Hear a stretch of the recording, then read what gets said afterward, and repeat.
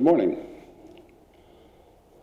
Tomorrow is a day we celebrate the life of Dr. Martin Luther King, Jr.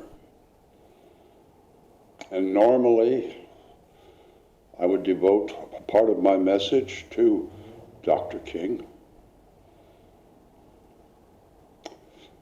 But things aren't normal right now.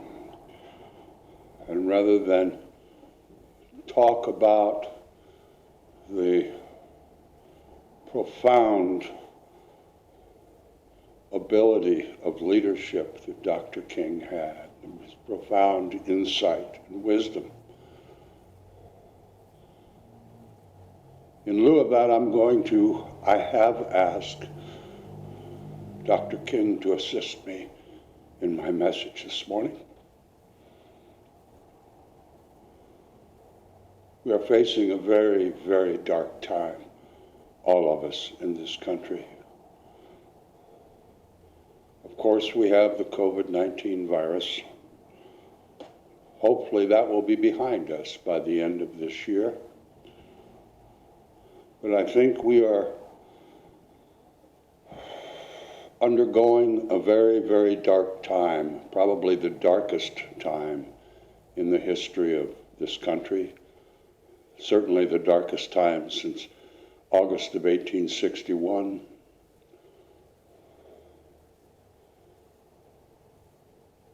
If you stop and think about the reality of this situation, it's very hard to think of the United States as the United States when 40% of the people in this country, 40% of our citizens, absolutely believe that our democracy has been stolen.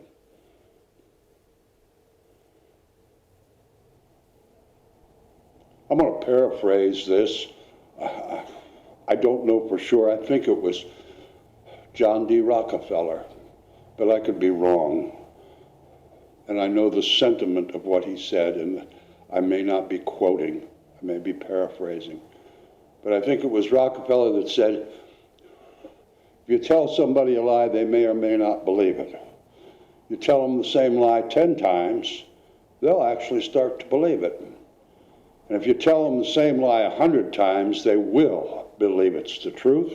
And if you tell them the same lie 200 times, not only will they believe it, they'll swear it's the Word of God.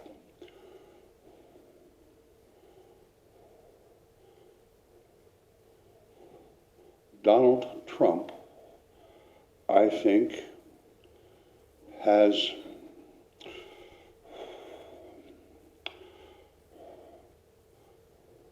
threatened the safety and well-being of our citizenry, of our government, of our country, and our system of governance. And I believe that threat is even greater than any thoughts that bin Laden ever could have had. We are so divided and so angry. This morning, and I've consulted Martin on this, this morning I'm going to offer some suggestions for all of us to get through this dark time. And I'll try to explain why I'm suggesting that. I'm going to suggest that we transcend our fear. Fear is the opening of the door of hatred and violence. And my friends, we must transcend our fear. Another suggestion is that we do not, under any circumstances, participate in confrontation, especially violent confrontation, from the people who are trying to take back their country.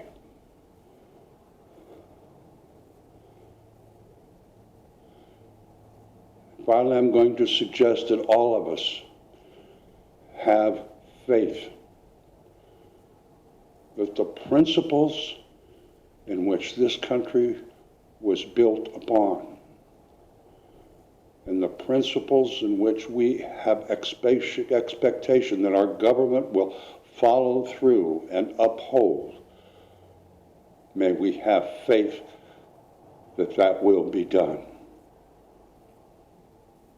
I'll tell you why I'm suggesting that. What we're seeing now in this country is not a new thing. In the last 100 years, it's happened hundreds of places, hundreds of times, all around the globe. 1929 in Italy, 33 in Germany and France, Argentina, Venezuela, Indonesia, Cuba, Nicaragua, El Salvador, Honduras, all over. 80% of the countries in Africa have undergone these, I don't know what you call it, the buzzword now is insurrection, hostile takeover, violent takeovers of established democratic governments. And I've studied those, and what is required for that type of takeover to be successful is that organization, that group of people who are trying this takeover, must instill fear in the citizenry. The citizens of that country must be afraid. And that's why I'm saying I think it's imperative that all of us transcend our fear. Dr. King said, do not show fear. Do not bring fear to the table. And there was a man who was confronted with fear every day. He never, ever showed fear. When he knew he was going to get his butt kicked and arrested and beat up, he still never showed fear. And another thing that these takeovers require is that when they can't win at the ballot box, they take it to the street with violence.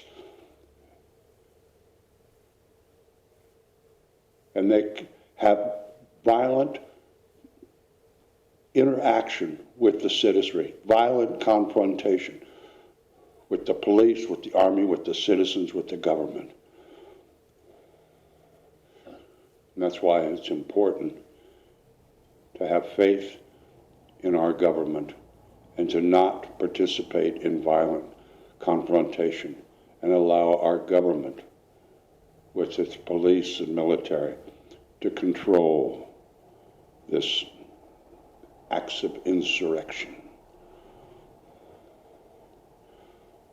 And the other thing that these coups require is for the citizenry to lose faith and lose confidence in their standing government and to stop supporting the government.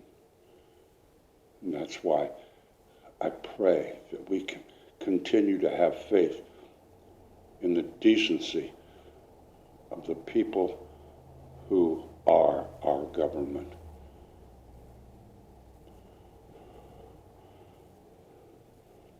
You know, Dr. King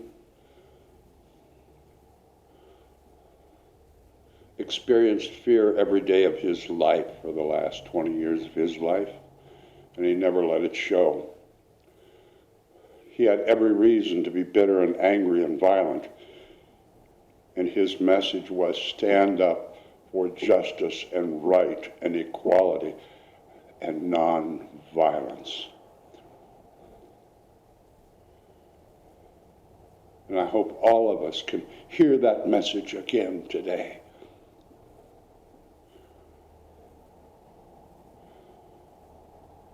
We're going to go through, with no doubt, we're going to go through a very dark time. This next week, I think, has very little to do with the future that we're going to see for the next year or 2 years. Who knows?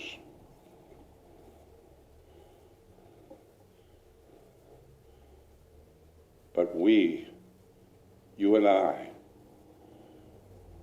can hold ourselves in a place above fear, in a place above hatred, with compassion and empathy, and understand that these people have been influenced by a demagogue and a media who just loved repeating that lie, not 100 times, not 200 times, but thousands of times. Enough times that 40% of our citizens believe those lies are true, are willing to do horrible things in that belief. We really have to understand and come to terms with this disease of hatred and violence is truly a pandemic in this country. Throughout the world, actually, but especially in this country, that affects us directly. And it's not going to go away with a little vaccination. It's not going to go away anytime soon. Folks, it all comes down to that magic word again, consciousness.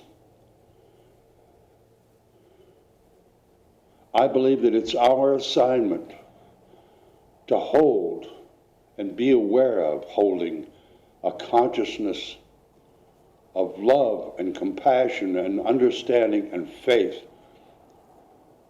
free from fear and anger and hatred. When we have confrontation, we're becoming part of the problem instead of the solution. And consciousness is the only solution to this. I believe that with everything in my heart and in my mind. That the only solution to insurrection, the only solution to the division, the ununited, the divided states of America, is a consciousness of love and caring and acceptance and forgiveness. And if we can't, in our own little lives, in our own little place, if we can't muster that level of consciousness,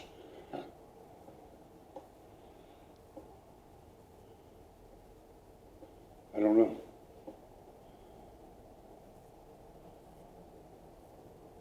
So I invite all of you to look within your heart. Examine your thinking. Examine your discernment. And is it discernment or is it judgment? Transcend your fear. These are frightening times. Quite frankly, I listen to the news and I see these things, and it's terrifying. But if we hold that place of fear, we're opening the door for that pandemic disease of fate to take over our bodies and take over our consciousness. The only cure is consciousness, my friends. And I believe that to be absolutely true. We have to reconnect with spirit, reconnect with the harmony of the design of all of our universe.